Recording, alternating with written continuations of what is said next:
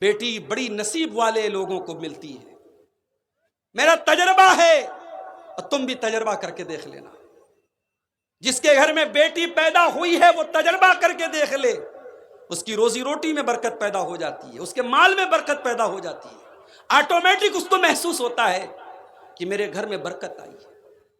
اور جن کے گھروں سے بیٹیاں چلی جاتی ہیں ان کا کاروبار مندہ پڑ جاتا ہے، ان کی روزی روٹی کمزور ہو جاتی ہے، بیٹیاں برکت لے کے آتی ہے میرے ساتھ۔ عورت بیٹی ہے برکت لے کے آئی، ماں ہے جنت لے کر کے آئی، بیوی ہے سکون لے کر کے آئی۔ وَمِنْ آيَاتِهِ أَنْ خَلَقَ لَكُمْ مِنْ أَنفُسِكُمْ أَزْوَاجًا لِتَسْكُنُوا إِلَيْهَا۔ میرے بندو، اللہ کی بہت بڑی نشانی یہ بھی ہے کہ اس نے تمہارے جوڑے بنائے، تمہاری پتنیوں کو بنایا، تمہاری بیویوں کو بنایا۔ ہاں اے لوگو، اتنے بڑے بڑے جلسے کر رہے ہو، کس لیے کر رہے ہو؟ جلسے کا عنوان کیا رہتا ہے؟ معاشرے کی اصلاح کرنا ہے۔ معاشرے کی اصلاح کیسے ہوگی؟ جب تک گھر کی اصلاح نہیں ہوگی، اور گھر کی اصلاح کیسے ہوگی؟ جب تک نیک گھر والی نہیں آئے گی۔ اسی لیے اللہ کے پیارے نبی فرماتے ہیں تُنْکَحُ الْمَرْأَةُ لِأَرْبَعٍ، جب عورت کا نکاح ہوتا ہے چار چیزیں عورت کے اندر لوگ دیکھتے ہیں، لِمَالِهَا پیسہ دیکھتے ہیں، وَلِجَمَالِهَا خوبصورتی دیکھتے ہیں، وَلِحَسَبِهَا خاندان دیکھتے ہیں، وَلِدِينِهَا اور کچھ لوگ دینداری دیکھتے ہیں۔ آپ نے فرمایا فَاظْفَرْ بِذَاتِ الدِّینِ، تم دیندار عورت کو اپنے گھر میں لے کے آ جاؤ، تم کامیاب ہو جاؤ گے۔ او لوگو، دیندار عورت کو لے کے آ جاؤ، وہ تمہاری سگریٹ چھڑوا دے گی، وہ تمہارا رجنی گندھا چھڑوا دے گی، وہ تمہارا سود اور بیاہ چھڑوا دے گی۔ تم نیک عورت کو لے کے تو آؤ اپنے گھر میں۔ تم تو نیک کہاں لاتے ہو؟ تم تو خوبصورت لاتے ہو، تم تو اپنی برادری کی لاتے ہو، اپنے خاندان کی لاتے ہو، تم دینداری کو نہیں دیکھتے۔ عورت سکون لے کے آتی ہے میرے ساتھ۔ اچھا، ایک عورت ہے جس سے آپ کا کوئی رشتہ نہیں ہے، جلسے میں آپ گئے، وہاں آپ کی ماں بھی ہے، بہن بھی ہے، بیٹی بھی ہے۔ ماں کا سمان کرنا ہے، بہن کو عزت دینا ہے، بیٹی کو عزت دینا ہے۔ ایک چوتھی عورت آئی، کوئی رشتہ نہیں ہے میرا اس کے ساتھ، میں دوسرے گاؤں سے آیا ہوں، وہ میار پور کی لڑکی ہے، میار پور کی عورت ہے، میرا اس سے کوئی رشتہ نہیں ہے۔ میں بھی جلسے میں جا رہا ہوں، وہ بھی جلسے میں جا رہی ہے، سامنا ہوا۔ قرآن کیا کہتا ہے؟ قُل لِّلْمُؤْمِنِينَ يَغُضُّوا مِنْ أَبْصَارِهِمْ، اے مسلمانوں، کوئی غیر لڑکی تم کو نظر آ جائے، اپنی نگاہوں کو نیچی کر لو، اسے گھور گھور کے نہ دیکھو، اپنی نگاہوں کو اس کے اوپر نہ جماؤ، اپنی نگاہوں کو نیچی کر لو۔ اللہ اکبر! اسلام نے عورت کو کتنا سمان دیا ہے۔ کوئی غیر عورت ہے، کوئی رشتہ نہیں ہے، نہ بہن ہے، نہ بیٹی ہے، نہ ماں ہے، لیکن کوئی غیر عورت بھی ہے تو آپ کو اسے گھورنے کی اجازت نہیں ہے، آپ کو اسے ہراسمنٹ کرنے کی اجازت نہیں ہے، آپ کو اسے پریشان کرنے کی اجازت نہیں ہے۔ آپ کے سماج میں کسی عورت کے بارے میں افواہ اڑ گئی، وہ عورت بدچلن ہے، آپ نے بھی مزہ لینے کے لیے اس کو لوگوں سے کہنا شروع کیا، ارے فلاں کی لڑکی تو بدچلن ہے۔ آپ کے پاس کوئی پروف نہیں ہے، آپ کے پاس کوئی دلیل نہیں ہے، اور آپ نے کسی عورت کو بدچلن ہونے کا آروپ لگایا، کیریکٹر پر آروپ لگایا۔ تو قرآن کیا کہتا ہے؟ والذین یرمون المحصنات ثم لم یاتوا باربعۃ شہداء فاجلدوہم 80 جلدا، جو کسی بے قصور عورت پر، کسی پاک دامن عورت پر بد چلنی کی تہمت لگائے، چرترہین ہونے کا الزام لگائے، کیریکٹر لیس ہونے کا الزام لگائے، اس عورت کے اوپر زنا کا الزام لگائے، اور 4 گواہ اس کے پاس نہ ہوں۔ اسلام نے جو ثبوت مانگا ہے، جو گواہ مانگا ہے، اگر وہ گواہ تیرے پاس نہیں ہے، وہ ثبوت تیرے پاس نہیں ہے، تو قرآن کیا کہتا ہے؟ فَجْلِدُوهُمْ 80 جلدا، الزام لگانے والے کو، تہمت لگانے والے کو، جھوٹا الزام لگانے والے کو 80 کوڑے مارے جائیں گے۔ وَلَا تَقْبَلُوا لَهُمْ شَهَادَةً أَبَدًا، اور اسلامی عدالت میں اس انسان کی گواہی کبھی قبول نہیں کی جائے گی۔ عورت کے سمان اور عورت کے چرتر کی کتنی اہمیت ہے۔ عورت پر آپ نے جھوٹا الزام لگایا ہے، 80 کوڑے لگیں گے اور عدالت آپ کو بین کر دے گی کہ یہ آدمی کوئی بھی گواہی دے گا، اس کی گواہی ان ایکسیپٹیبل ہے، اسویکاریہ ہے، اس کی گواہی قبول نہیں کی جائے گی۔ یہ ہے عورت کا سمان۔ میرے پیارے بھائیو، اسلام نے عورت کو دبایا نہیں ہے، اسلام نے تو عورت کو اٹھایا ہے۔ اللہ کے پیارے نبی جب عرب کی دھرتی پر آئے تھے، اس عورت کے اوپر بہت اتیاچار ہوتا تھا، جانوروں کی طرح یہ عورت بازار میں بکا کرتی تھی، ایک ایک عورت سے 10 لوگ شادی کرتے تھے۔ پتی کے مرنے کے بعد آپ کے بھارت کی دھرتی پر بھی 1400 سال پہلے نہیں بلکہ 100 سال پہلے بھی ستی پرتھا لاگو تھی۔ پتی کے مرنے کے بعد پتنی کو پتی کی چتا کے ساتھ جلا دیا جاتا تھا۔ ودھوا عورت اور بیوہ عورت کا نکاح کرنا، شادی کرنا پاپ مانا جاتا تھا، گناہ مانا جاتا تھا۔ عرب کے اندر جب کوئی شوہر مر جاتا تھا، 1 سال تک اس کی بیوہ عورت کو ایک کال کوٹری میں بند کر دیتے تھے، اسی میں لیٹرین کرتی تھی، اسی میں پیشاب کرتی تھی، اسی میں کھانا کھایا کرتی تھی، اسی میں پانی پیا کرتی تھی۔ 1 سال تک اس کو سورج کی روشنی دیکھنے نہیں دیا جاتا تھا۔ اسلام نے آ کر ان کپرتھاؤں کو روکا ہے، اسلام نے آ کر ان بیڈ ٹریڈیشنز کو، ان غلط ٹریڈیشنز کو روکا ہے، اور اسلام نے دنیا کو پیغام دیا وَإِذَا الْمَوْءُودَةُ سُئِلَتْ بِأَيِّ ذَنبٍ قُتِلَتْ، اے لڑکیوں کو زندہ زمین میں گاڑنے والو، کل قیامت کے دن وہ لڑکی قیامت کے دن آئے گی اور اس سے پوچھا جائے گا تیرے ماں باپ نے، تیری ماں نے، تیرے باپ نے کس اپرادھ میں تجھ کو مارا تھا، تیرا اپرادھ کیا تھا، تیرا قصور کیا تھا۔ اسلام نے عورت کی جان بچائی ہے میرے پیارے ساتھی۔ اسلام نے عورت کو پردے میں رہنے کا حکم دیا ہے، اور کیوں دیا ہے وہ بھی آپ سمجھ لیجئے۔ بہت آسان مثال میں دیتا ہوں، بہت آسان مثال۔ 20,000 والا موبائل ہے، اچھا سا کور لگایا آپ نے، ٹیمپرڈ گلاس لگایا تاکہ گر جائے تو اسکرین نہ ٹوٹے، پانی نہ چلا جائے، لیکن آپ نے آئی فون لے لیا۔ نیا والا آئی فون کتنے کا آ رہا ہے؟ شاید 75,000 کا یا 1 لاکھ کا آ رہا ہے نیا والا آئی فون، یا وہ ایک اور سیمسنگ کا کون سا الٹرا آ رہا ہے 1 سوا لاکھ کا۔ اتنا مہنگا آپ نے موبائل لیا۔ موبائل مہنگا ہے تو کور اور مہنگا ہے، مطلب کور بھی اسی حساب کا ہے۔ جتنا قیمتی موبائل ہے اس کو پروٹیکٹ کرنے کے راستے اتنے ہی مشکل ہیں، تاکہ موبائل قیمتی ہے، کھو نہ جائے، چوری نہ ہو جائے، ٹوٹ نہ جائے، گر نہ جائے۔ میری پیاری ماں بہنوں، اسلام آپ کو دنیا کی سب سے قیمتی دولت قرار دیتا ہے۔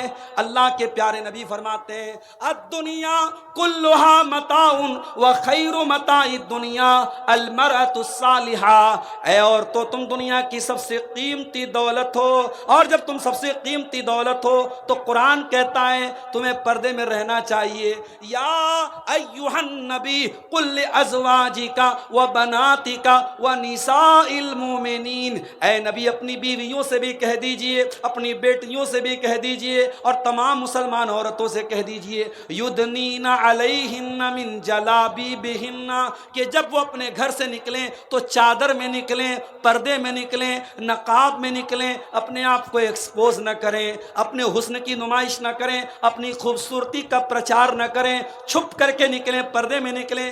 ذالک ادنیٰ ان یعرفن فلا یؤذین، تاکہ دنیا سمجھ جائے یہ شریف گھر کی لڑکیاں ہیں، یہ مسلمان لڑکیاں ہیں، یہ نیک گھرانے کی لڑکیاں ہیں، اور کسی کو چھیڑنے کی ہمت نہ ہو سکے۔ اسلام نے اگر عورت کو پردے کا حکم دیا ہے تو عورت کی سرکشا کے لیے دیا ہے، عورت کو بچانے کے لیے دیا ہے میرے پیارے۔ اسلام تو وہ دین ہے، زناکاری کو اسلام حرام قرار دیتا ہے، اور حرام ہی قرار نہیں دیتا بلکہ اللہ فرماتا ہے وَلَا تَقْرَبُوا الزِّنَا، تم زنا کے قریب بھی نہ جانا۔ اسلام نے جب زنا سے روکا ہے تو زنا سے قریب لے کے جانے والی تمام چیزوں کو بین کر دیا اسلام نے۔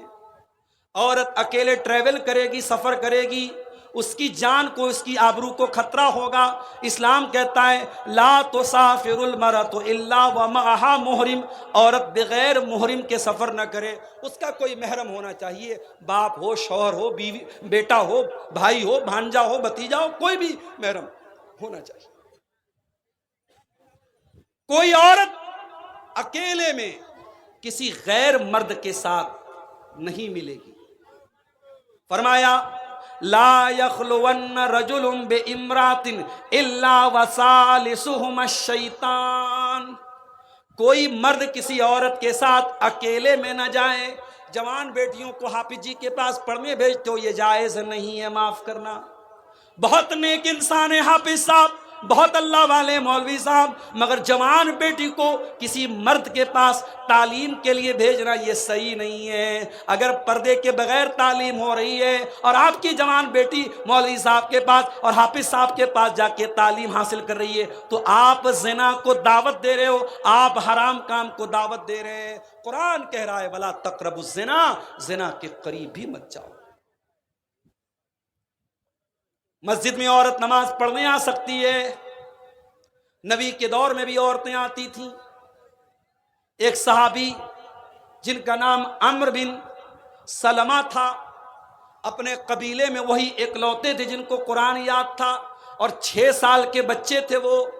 جب ان کی قوم کے لوگ ایمان لائے اور نبی اکرم نے حکم دیا کہ جاؤ اپنی قوم کو تم لوگ نماز پڑھو اور تم میں سے کوئی آدمی امام بن جائے، جس کو قرآن زیادہ یاد ہو اس کو امام بنا دو۔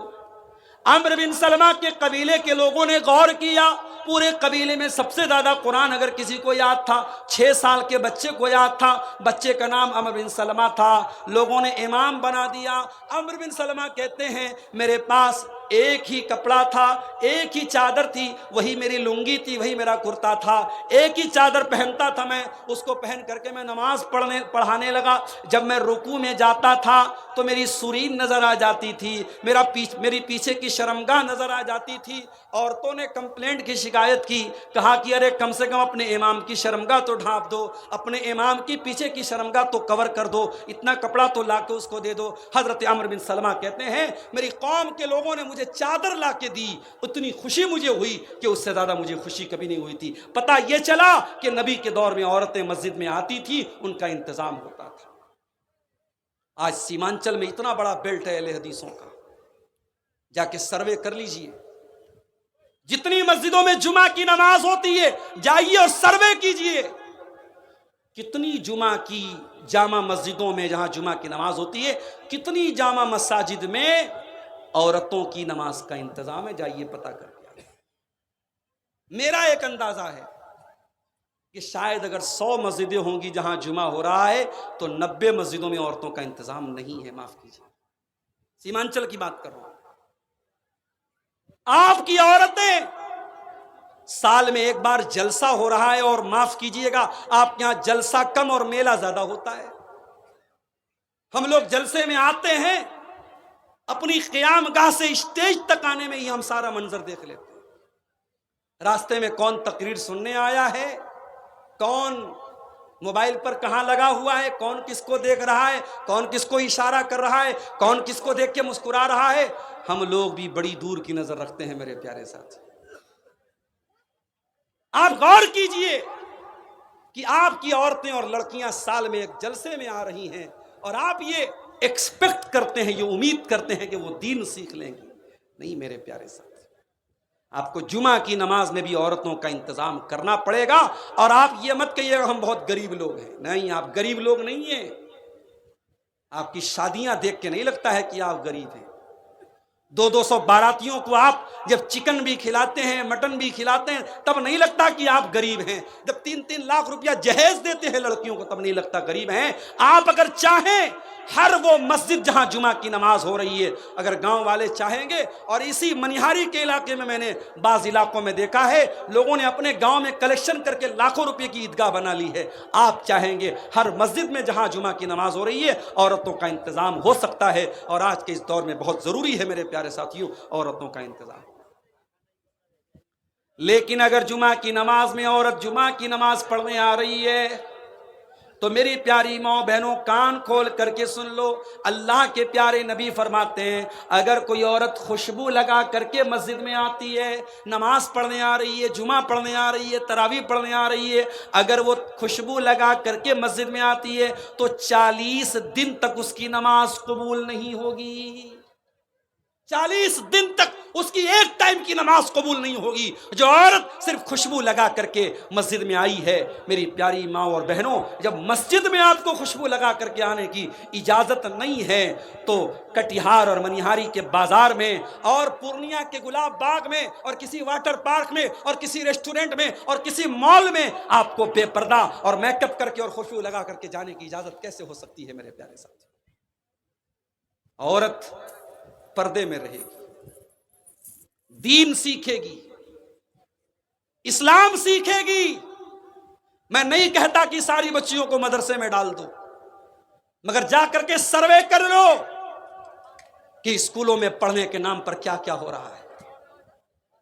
آج ہماری قوم کی بچیاں انگلش میڈیم اسکول میں پڑھ رہی ہیں، اسکول کا اینول فنکشن ہوا، اسکول والوں نے کہا آپ کی بیٹی ڈانس بہت اچھا کرتی ہے، ہم چاہتے ہیں ہمارے اینول فنکشن میں آپ کی لڑکی ڈانس کرے۔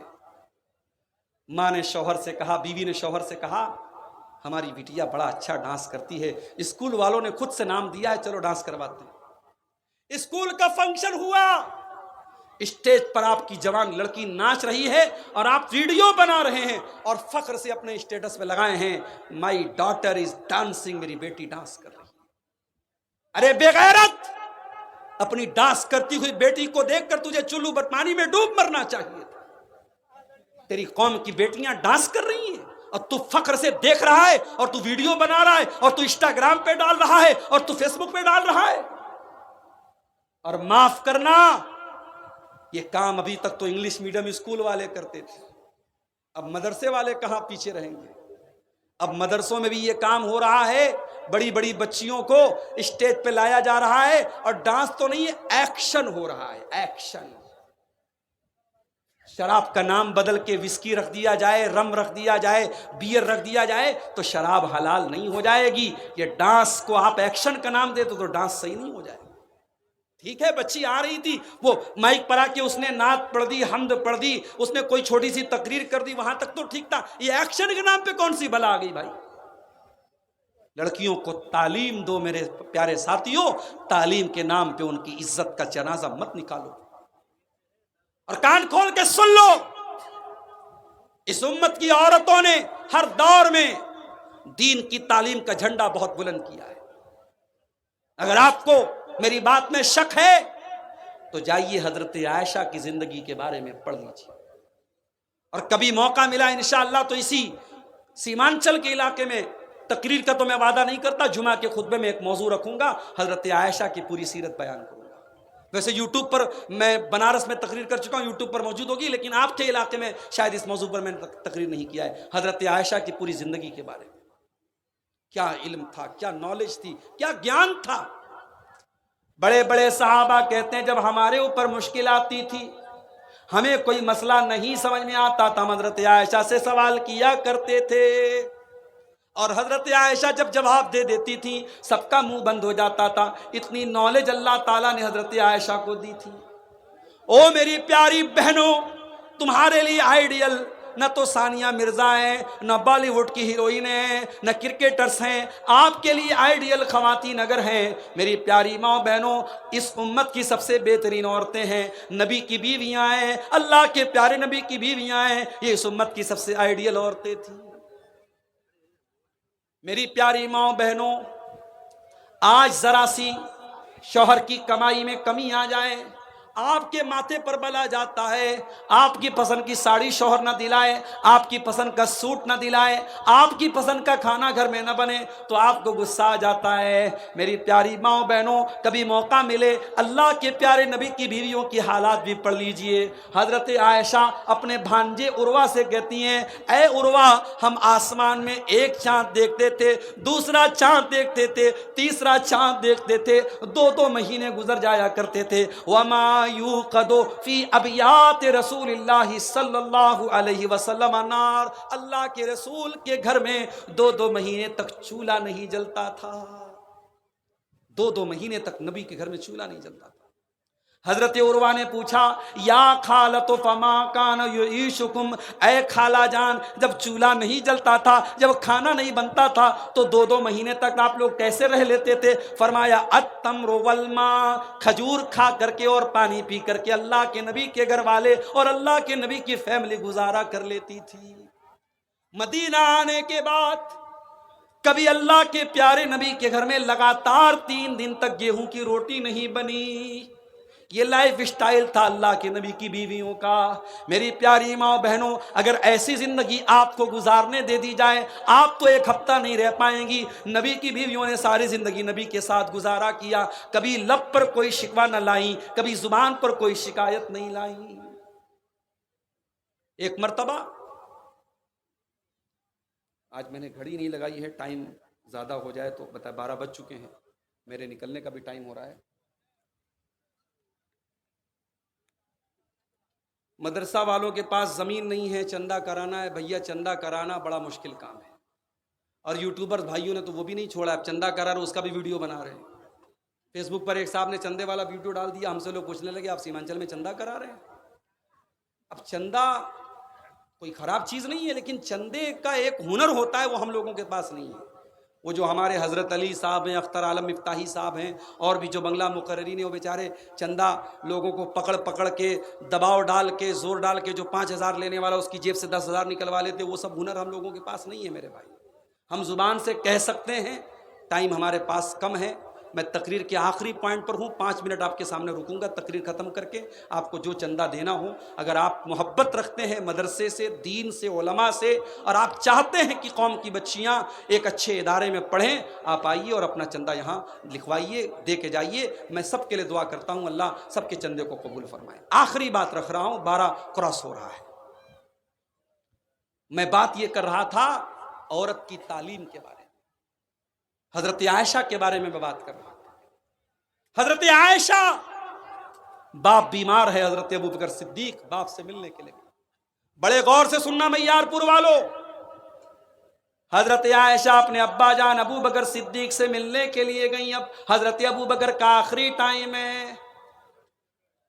جب باپ نے بیٹی کو دیکھا، بیٹی کوئی معمولی بیٹی تو نہیں ہے، نبی کی سب سے پیاری بیوی ہے۔ حضرت ابو بکر نے پوچھا، اے بیٹی یہ بتا کہ جب اللہ کے نبی کا انتقال ہوا تھا تو آپ کو کتنے کپڑوں میں کفنایا گیا تھا؟ کہا کہ ابا جان، کفن رسول اللہ صلی اللہ علیہ وسلم فی ثلاثت بیض سحولیت، اللہ کے پیارے نبی کو 3 کاٹن کی چادروں میں، 3 سوتی کپڑوں میں کفنایا گیا تھا۔ کہا کہ اے میری بیٹی، یہ میرا کپڑا رکھا ہوا ہے، وہیں پر سفید رنگ کا ایک کپڑا رکھا تھا جو بیماری کے دنوں میں حضرت ابو بکر پہنا کرتے تھے، اس پہ داغ دھبے بھی لگے تھے۔ کہا اے میری بیٹی، 1 کپڑا یہ لے لینا اور 2 کپڑا اور لے لینا، اور نبی کی سنت کے مطابق مجھ کو بھی 3 کپڑوں میں کفنانا۔ پتہ یہ چلا کہ صحابہ مرنے میں بھی نبی کی سنتوں پر عمل کرتے تھے۔ میت کے تعلق سے بھی آج ہمارے یہاں بہت ساری بدعات ہیں۔ میں سیمانچل کے حالات نہیں جانتا، بنارس میں بہت ساری بدعات اہل حدیثوں میں تو کم ہیں، دوسروں کے یہاں بہت ساری ہیں۔ تیسرے دن تیجا ہو رہا ہے، 40ویں دن 40واں ہو رہا ہے، قرآن خوانی ہو رہی ہے، اور مردے کو جب دفنانے لگتے ہیں تو بیر کی پتی کو قبر میں ڈال رہے ہیں، دفنانے کے بعد قبر پہ کھڑے ہو کے اذان دے رہے ہیں، بہت کچھ ہو رہا ہے۔ مگر یاد رکھو میرے پیارے ساتھیوں، ہمیں میت کے تعلق سے اور مرنے والے کے تعلق سے بھی ہمیں کوشش یہ کرنی چاہیے کہ ہم پیارے نبی کی سنت پر عمل کریں۔ حضرت ابو بکر نے کہا کہ میری بیٹی، جب نبی کے کفن میں 3 کپڑے تھے تو میرے کفن میں بھی 3 کپڑے رکھنا۔ سبق یہ ملا، میار پور کے غیرت مند مسلمانوں، ہم کو سبق یہ ملا کہ بیٹی کو اس لائق بناؤ کہ بیٹی سے باپ مسئلہ پوچھنا پڑے تو باپ بیٹی سے مسئلہ پوچھے۔ اپنی بیٹیوں کو اس قابل بنا دو کہ جب کبھی زندگی میں مشکل ٹائم آ جائے تو آپ کی بیٹیاں آپ کو مسئلہ بیان کریں۔ اور ابھی कुलासी चौक पर एक साहब मुझको मिले, कई बेटों और बेटियों के बाप हैं। उनकी एक बात मुझे बड़ी अच्छी लगी, उन्होंने कहा मौलाना साहब मेरी एक ही तमन्ना है, जब मेरा इंतकाल हो जाए मेरे जितने बेटे हैं हर बेटा इस लायक हो कि अपने बाप का जनाजा पढ़ा सके, वहाँ ये देखना ना पड़े कि बाप का जनाजा कौन पढ़ाएगा। मौलवी साहब मैं हर बेटे को आलिम दीन बना रहा हूँ, हर बेटे को हाफिज कुरान बना रहा हूँ, हर बेटे को इस लायक बना रहा हूँ कि वो बेटा मेरे जनाजे की नमाज पढ़ा सके, हर बेटी को दीन का इल्म दे रहा हूँ ताकि कल जब मैं मर जाऊं मेरी बेटियां मेरे लिए दुआ कर सकें। मेरे प्यारे भाइयों, ये सोच हर माँ की होनी चाहिए, ये सोच हर बाप की होनी चाहिए। अपनी औलाद को इल्म दीन सिखाओ। मेरे साथ मैं नहीं कहता आप इंग्लिश मीडियम स्कूल में पढ़ाओ, आपका बेटा IAS ऑफिसर बन जाए, बड़ी खुशी की बात है। हमारी कौम को IAS ऑफिसर्स की भी जरूरत है। आपकी बेटियां डॉक्टर बन जाएं, हमारी कौम को लेडीज डॉक्टर की भी जरूरत है। आपके बच्चे वकील बन जाएं, हमें अपने कमजोर और मजलूम भाइयों का केस लड़ने के लिए अच्छे वकीलों की भी जरूरत है। लेकिन माफ करना, हमें वकील वो चाहिए जो रिश्वत ना ले, ईमानदार हो, अल्लाह से डरने वाला हो। हमें डॉक्टर वो चाहिए जो मरीजों का खून न करे, मरीजों का खून न चूसे, जो ईमान। अभी लखनऊ का एक डॉक्टर है, सर्जन है, माशाल्लाह चेहरे पर दाढ़ी भी है, तहज्जुद पढ़ता है, और जब मरीज का ऑपरेशन करता है, मुझे लखनऊ के एक साहब ने बताया मौलाना साहब इतना बेहतरीन डॉक्टर है कि ऑपरेशन के पहले 2 रकात नमाज पढ़ता है, और ऑपरेशन के वक्त ये कहता है कि देखो भाई मैं मुआलिज हूँ, मैं सर्जन हूँ, मैं इलाज कर रहा हूँ, लेकिन शिफा अल्लाह के हाथ में है। और 5 टाइम का नमाजी है, सोमवार को नफिल रोज़ा रखता है, जुमेरात को नफिल रोज़ा रखता है। आज ऐसे डॉक्टर भी हमारी कौम को चाहिए मेरे प्यारे साथियों, जो दीनदार हों। आज हमारे कौम को अच्छे वकील भी चाहिए, आज हमारे कौम को अच्छे पॉलिटिशियंस भी चाहिए जो ईमानदार हों, जो नेक हो, जो दीनदार हों। मैं तालीम से मना नहीं कर रहा हूँ, लेकिन हाँ, मकान की फाउंडेशन मजबूत होनी चाहिए। अपने बेटों और बेटियों को दीन की तालीम दो। मेरे प्यारे साथियों, हम अल्लाह से दुआ करते हैं रब्बुल आलमीन हमें अपनी बेटियों को दीनी तालीम देने की तौफीक अता फरमा। इलाल आलमीन ये मदरसतो रोज़तुल बनात जो इस इलाके का एक मदरसा है, और भाई ने कहा कि मदरसे के पास ज़मीन नहीं है, मैं आप सबसे अपील करता हूँ, आइए अल्लाह के इस दीन के दरसगाह में और इस इल्म के मरकज़ में अपनी गाड़ी कमाई में से आप जो भी देंगे, 1000, 500, 10,000, 5,000 जो भी देंगे, आपका ये चंदा इंशाअल्लाह ज़ख़ीरे आखिरत बनेगा। आज दुनिया में लोग पूछते हैं कि हमें कोई ऐसा इन्वेस्टमेंट बता दो जहां हम 10 रुपया लगाएं हमको 100 रुपया मिल जाए, डबल मिल जाए। मेरे भाइयों, आखिरत का ये इन्वेस्टमेंट है। यहाँ आप जो पैसा लगाएंगे अपने लिए, वो इंशाअल्लाह आखिरत में ज़ख़ीरा बनेगा। अल्लाह ताला, ये देखिए किसी भाई ने ये पैसा, मैं नाम नहीं ले पाऊंगा, टाइम कम है, निकलना है, आप बगैर नाम के आइए और चंदा देते हुए जाइए। अल्लाह आप सबके चंदे को कबूल फरमाए। तस्वीर खींचना कैसा है, क्योंकि आजकल ज़्यादातर जलसे के इश्तिहार में बड़े बड़े आलिम दीन, जैसा कि आप सबका भी तस्वीरों को इश्तिहार में छापा जाता है, ये कहाँ तक सही है? कुरान और हदीस की रोशनी में हम सामीन को जवाब दें। अब्दुल शकूर साहब को लेकर आइए, जो भी वॉलंटियर हजरात हैं, जिम्मेदारी दिया हुआ है, वो अब्दुल शकूर साहब को लेकर आइए। कैमरे की आप लोग बैठिए, सिर्फ कैमरा वाले को बोला गया कि रिकॉर्डिंग बंद कीजिए। आप लोग बैठिए। कैमरे की तस्वीर के बारे में बहुत सारे उलमा का ये मौक़िफ़ है कि ये हराम नहीं है।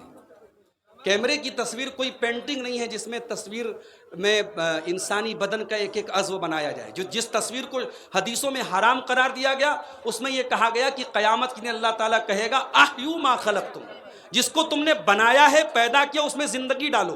तो फ़ोटो हम बना नहीं रहे हैं, कैमरा बस एक कैप्चर करता है, एक अक्स लेता है।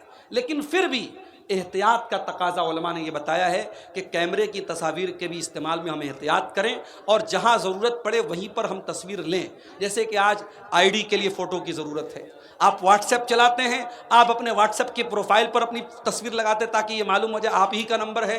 आप फेसबुक चला रहे हैं, वहाँ आपने अपनी तस्वीर लगाई, वहाँ एक ज़रूरत है। पासपोर्ट के लिए तस्वीर खिंचवाना एक ज़रूरत है, जहाँ ज़रूरत है वहीं फ़ोटो खिंचवाया जाए। मैं बार बार मना करता हूँ, और सीमांचल के जिन जलसों में मुझसे पूछा गया है कि मौलवी साहब आपका हम इश्तिहार पे नाम देना चाहते हैं, मैंने क्लियर बोला है कि मैं इसको सही नहीं समझता हूँ, आप मत डालिए। और आज के ज़माने में फ़ोटो लेना ये कोई मुश्किल काम नहीं है, लोग फ़ोटो लेते हैं और पोस्टर पर डलवाते हैं। और पहले ये चीज़ बंगाल में थी, धीरे धीरे आपके सीमांचल में भी राइज हो गई, और अब तो पोस्टर क्या, बड़े बड़े बड़े जो है वो फाटक लगाए जाते हैं, गेट बनाए जाते हैं और बहुत पहले से उस पर जो है तस्वीरें लगा दी जाती हैं। बहरहाल ये चीज़ सही नहीं है, हम सबको इससे बचना चाहिए, परहेज़ करना चाहिए। मैं तमाम जलसे वालों से गुजारिश करता हूँ कि आप इस चीज़ से परहेज़ करें। अल्लाह ताला हम सबको नेक अमल और अच्छी समझ की तौफीक अता फरमाए। हाँ हाँ। अस्सलाम वालेकुम रहमतुल्लाहि व बरकातुहू। शेख, ये 2-4 साल से ये मतलब कि ज़्यादा हो रहा है। पहले युग में क्या कहते हैं, मैयत के ताल्लुक से जी जी जो मैयत को कब्र में दफनाते हैं, हाँ। तो पहले जो से था कि मैयत को कब्र में दफनाते वक्त वो चीप लेकर आया करते थे। हाँ।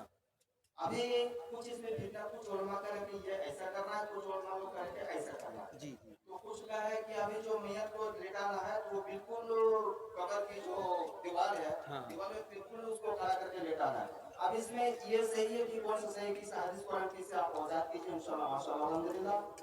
देखिए, हदीसों में जो बात आई है वो यह है कि मैयत का चेहरा जो होना चाहिए वो किबला रुख होना चाहिए। अब बाज़ उलमा ने उस हदीस का ये मतलब लिया है कि मैयत को तो चित लिटाया जाए, सिर्फ उसके चेहरे को किबला की तरफ घुमा दिया जाए। और बाज़ उलमा ने इस हदीस का यह मतलब लिया है कि मैयत की पूरी बॉडी को इस तरीके से रखा जाए कि उसका चेहरा और उसकी पूरी बॉडी जो है वो किबला की तरफ उसका रुख हो। तो शायद इसी मसले को लेकर यहाँ कन्फ्यूज़न है, और मैं इस तरीके के मामलात में बात करने से इसलिए परहेज़ करता हूँ कि आपके इलाके के जो उलमा हैं वो इलाके की चीज़ों को ज़्यादा बेहतर समझते हैं। और जब हदीस में अल्फाज में दोनों तरीके की गुंजाइश है तो मैं कोई एक बात बोलूं और आपके इलाके के उलमा कुछ और बोलें और आपस में उसको लेकर के टकराव हो तो ये मुनासिब नहीं है। मेरी गुजारिश ये है कि आपके सीमांचल के जो बड़े उलमा हैं, आमतौर से जलसों में आते हैं, सदारत में शेख रहमतुल्लाह साहब हैं, शेख इनामुल हक साहब हैं, शेख जलील मदनी साहब और भी जो बड़े बड़े उलमा हैं वो सीनियर उलमा हैं और इस इलाके के तमाम हालात को समझते हैं। उन्होंने बहुत सारे जनाज़ों में शिरकत की है। आप उनके सामने ये मसला रखें तो इंशाअल्लाह वो ज़्यादा बेहतर बताएंगे कि दोनों में से कौन ज़्यादा बेहतर है। बहरहाल हदीस के अल्फाज से दोनों की गुंजाइश हमें नज़र आती है। वल्लाहु आलम बिस्सवाब।